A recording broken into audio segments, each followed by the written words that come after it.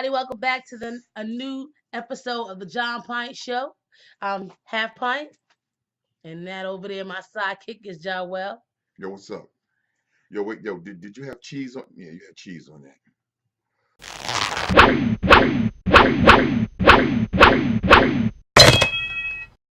Welcome back to another week in review of the Jah Pint Show. Show you how I treat Half Pint. You know what I mean? You know, I took her out to lunch today. You know what I mean? She got I gotta say you know what I mean like 50 times today. Otherwise, they told me they're gonna take my card back. You know what I mean? So you know what I mean? That just means he don't have nothing else to say. You know what I mean? He's lost for words. You know what I mean? Robin Thicke says under oath that he was high on Vicodin and alcohol during the trial. Actually, that has to do with him being sued by Marvin Gaye's family and the state about blurred lines. Clearly, there is definitely nothing but similarities and straight raping of that got to give it up. Okay, so what side of the fence you want to be on? Similarities? I'm saying it's the same thing. At first their argument was there was no similarities and what have you. He says now that he was high on Vicodin. He really didn't write blurred lines. It was all Pharrell Williams. He told Pharrell kind of threw the brother under the bus. He said, "Listen." He said he came in the studio. That's new. He had a conversation with Pharrell. Kind of told him like, "Yo, I really dig that song. I'm really influenced by Marvin Gaye. That's what I want."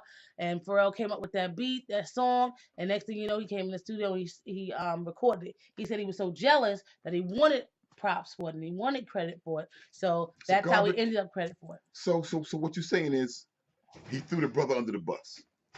He was taking all the accolades, cashing all the checks, sleeping with all the chicks.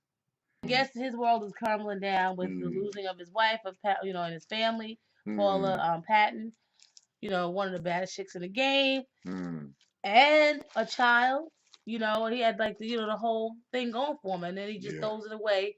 I guess this is the trappings of the game. Let me say this: when you look at Hall & Oates and Rod Stewart, Phil Collins, people who do Motown songs, you know where they came from, but they have such a love for the music that they redid those songs. But they gave them respect and the props. Yeah, they did those songs to pay homage or homage, whichever term whatever school you come from, and then there's that Michael Bolton school, where you act like it's yours, get all kind of awards, and never look back. Clearly, we see what school this cat comes from, because everything was good while he was stealing.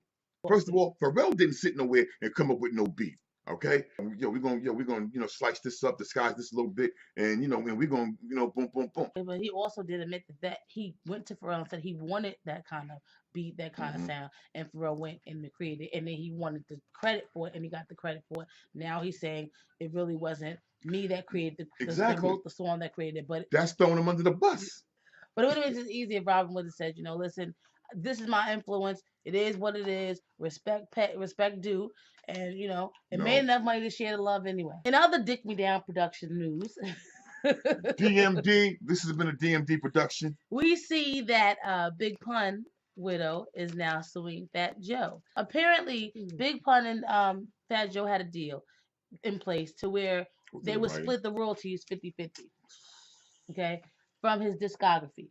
As a result of his death, that money was supposed to then transfer over to his family. Apparently, the wife is saying she has not received any money since his death, not one penny of anything that Big Pun has sold. We don't even know what the contract actually says. We don't really know what it's about.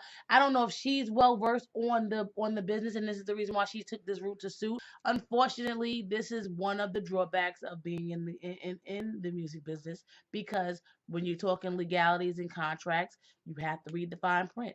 And you never know, that person that you grew up with or that you call your brother or what have you could be the same one that's taking food out your mouth. So you have to be very careful. I feel sorry for that chick though, because it's like being violated, By all intents and purposes, Joe should have had his own money. And a lot of it. I seen him on TV with 1,000 pair of sneakers. Now I refuse to believe that you got 1,000 pair of sneakers and don't have a mansion to put it in. I refuse to believe you got 1,000 pair of sneakers and don't have millions of dollars in the bank. I refuse to goddamn believe that you got 1,000 pair of sneakers, nigga, and you still sleeping on your mama couch. You can be the best of friends, and it's not the contract that's going to break you all up.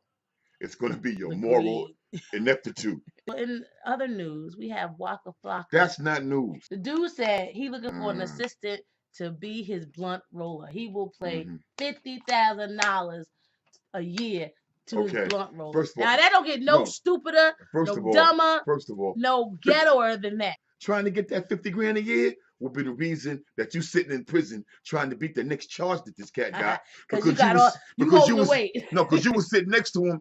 You gonna trust that cat to pay you $50,000 a year? Man, you be pistol whipping him every day. To roll his blunts. He's an idiot. While you holding the stuff. Well, that concludes the show for this week.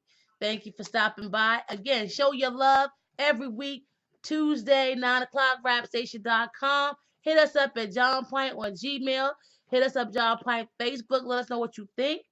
And we're going to set up a date with Joelle for the next 3 young ladies who hit us up and make comments on rapstation.com.